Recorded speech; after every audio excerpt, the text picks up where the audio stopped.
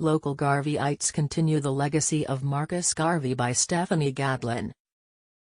As the Black world celebrates the 134th anniversary of the birth of Marcus Garvey, the leaders of the Chicago headquarters of his Universal Negro Improvement Association, UNIA, want people to know they are still very much active and continuing the leader's legacy.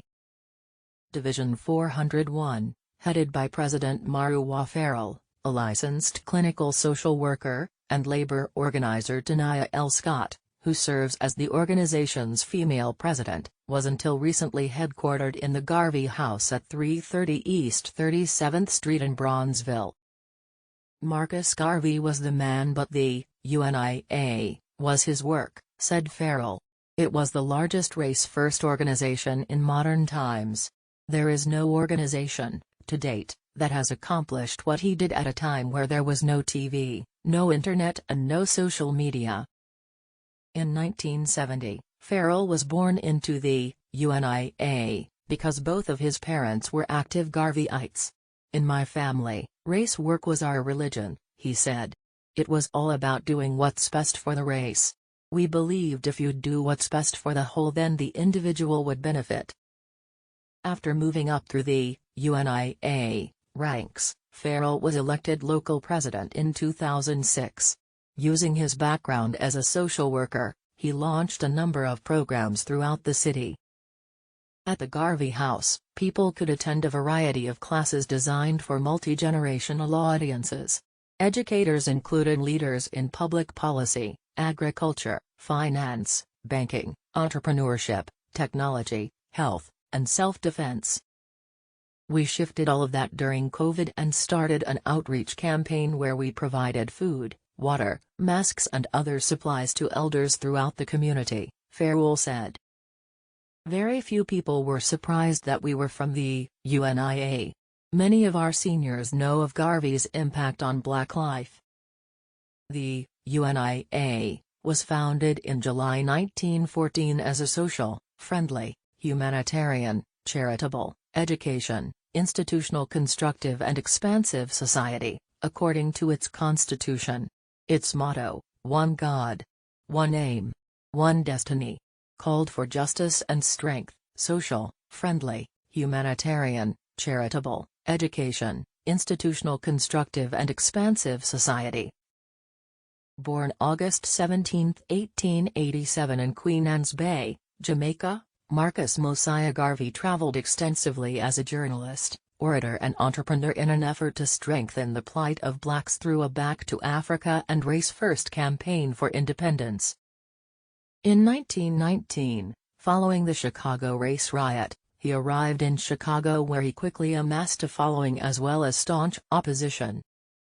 At its height, the UNIA held more than 8 million members, spanning nearly every continent in the Black diaspora.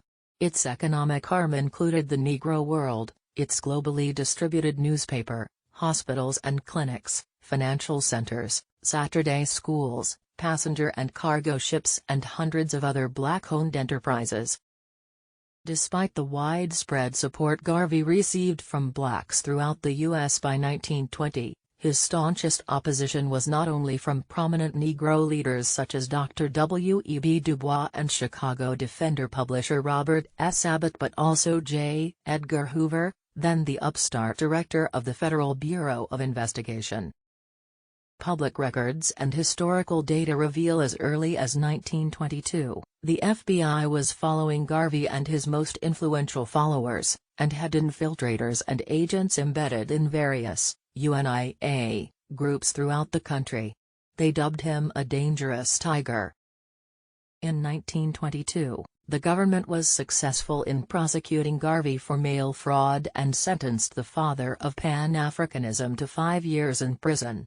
Evidence demonstrates that authorities fabricated a case against the UNIA leader in connection with the sale of stock in the organization's Black Star Line.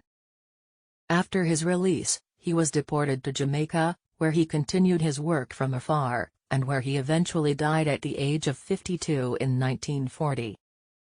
However, there is hardly an organization or black leader who has not been influenced by him, including Noble Drew Ali, the Honorable Elijah Muhammad, Malcolm X, and hundreds of prominent writers, artists, thinkers, educators and scholars throughout the world.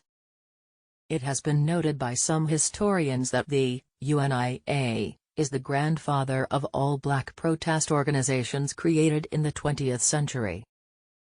The influence of the prolific and controversial leader continues to marinate the minds of followers across the world today. UNIA divisions and chapters are active throughout the U.S., the Caribbean and Africa. In February, the government of Ethiopia announced plans to build a statue honoring Garvey in Addis Ababa, the nation's capital.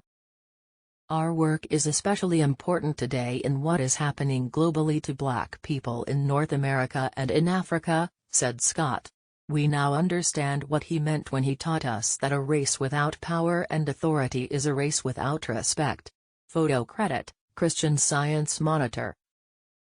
For us, the UNIA is not just an organization, it is a movement and quite frankly, a way of life, she told the Crusader. There is nothing wrong saying black people first. There is nothing wrong with advocating for yourself. Others do it, and successfully. Why is it so difficult for us to do so? Farrell added, "It is an honor to be considered a race man or a race woman," he said.